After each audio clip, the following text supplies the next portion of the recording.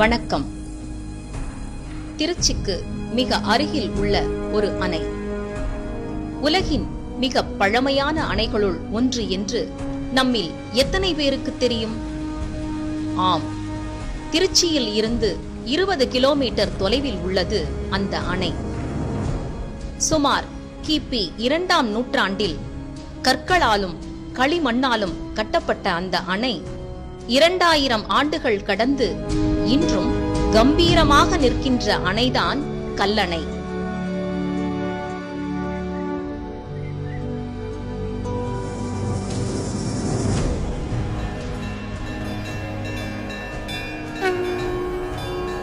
தமிழர்களின் பெருமையை உலகறியச் செய்தவர்கள் சோழர்கள்.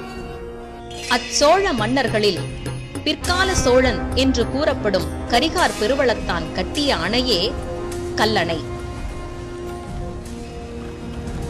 காண்பவரை கவர்ந்து பிரம்மாண்டமாய் நிற்கும் கல்லணை எப்படி உருவாகியது? ஆற்று நீர் பெருக்கெடுத்து ஓடும் காவிரி மழைக்காலத்தில் வளமான பல விவசாய நிலங்களை அடித்து பின் கடலில் சென்று கலக்கிறது. அதுவே வெயிற்காலத்தில் வறண்ட பூமியாக காட்சியளிக்கிறது. மக்களின் இத்தகைய துயரத்தை கண்ட மன்னன் கரிகாலன் இதனை தடுக்கும் வகையில் காவிரியின் குறுக்கே ஒரு அணை எழுப்ப முடிவெடுத்தான். ஆனால் ஒரு நொடிக்கு 2 லட்சம் கனநீர் பாயும் காவிரியின் மேல் அணை கட்டுவது என்பது சாதாரண காரியம் அல்லவே. இருந்தும் அதற்கும் ஒரு வழியை கண்டுபிடித்தனர்.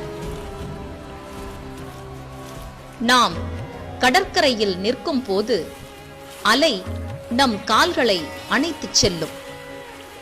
அப்போது பாதங்களின் கீழே குறு குறு என்று மணல் அரிப்பு ஏற்பட்டு நம் கால்கள் மண்ணுக்குள் ஆழமாக புதையும். இந்த விந்தையைத்தான் சூத்திரமாக மாற்றினார்கள் நம் தமிழர்கள். காவிரி ஆற்றின் மீது பெரிய பாறைகளை ஒவ்வொன்றாக கொண்டு வந்து போட்டார்கள். அந்த பாறைகள் நீர் அரிப்பினால் கொஞ்சம் கொஞ்சமாக மண்ணுக்குள் புதைய ஆரம்பித்தன. 2 பாறைகளுக்கு நடுவே தண்ணீரில் கரையாத ஒருவித ஒட்டும் களிமண்ணை பூசினார்கள். இப்படியாக ஒட்டிய பாறைகளின் மேல் அமைந்ததுதான் கல்லணை.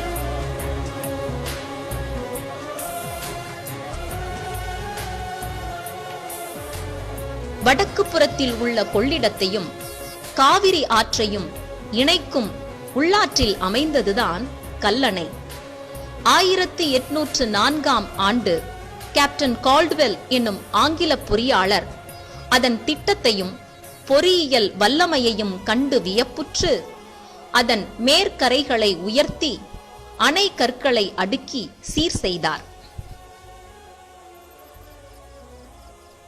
கல்லணை பல காலம் மணல் மேடாகி நீரோட்டம் தடைப்பட்டு வெள்ளத்தாலும் வறட்சியாலும் வளமை குறைந்திருந்தது. அதன்பின் 1839இல் காவிரி பாசன பகுதியின் தனி பொறுப்பாளராக சர் ஆர்தர் காட்டன் என்பவர் ஆங்கிலேய அரசால் நியமிக்கப்பட்டார்.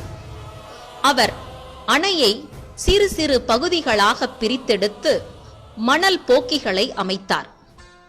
அப்போது கல்லணைக்கு அமைக்கப்பட்ட அடித்தளத்தை பார்த்து வியந்து அவர் பழந்தமிழரின் அணை கட்டும் திறனையும் பாசன மேலாண்மையையும் உலகிற்கு எடுத்துக் கூறினார். கல்லணைக்கு கிராண்ட் அணைக்கட்டு என்ற பெயரையும் சூட்டினார். காவிரி ஆறு முக்கொம்பு என்னும் இடத்தில் காவிரி கொள்ளிடம் என 2ஆக பிரிகிறது.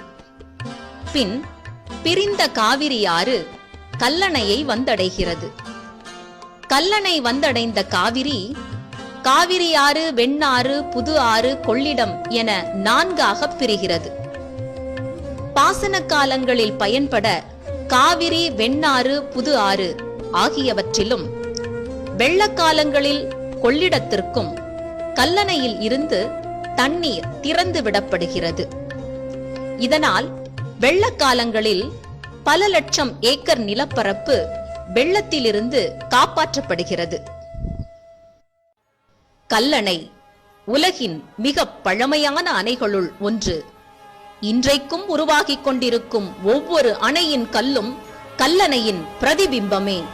இத்தகைய அணையை கட்டிய கரிகார் சோழனுக்கு அவ்விடத்திலேயே அமைந்துள்ள மணிமண்டபத்தால் சோழ மண்ணிற்கு கூடுதல் பெருமை. இம்மண்டபத்தில் கரிகார் சோழன் யானையின் மீது அமர்ந்த கோலம் பல நூற்றாண்டுகளை கடந்தும் உறுதியோடு நிற்கும் கல்லணையின் பெருமையையும் தமிழர்களின் கட்டுமான திறனையும் கம்பீரமாக பறைசாற்றி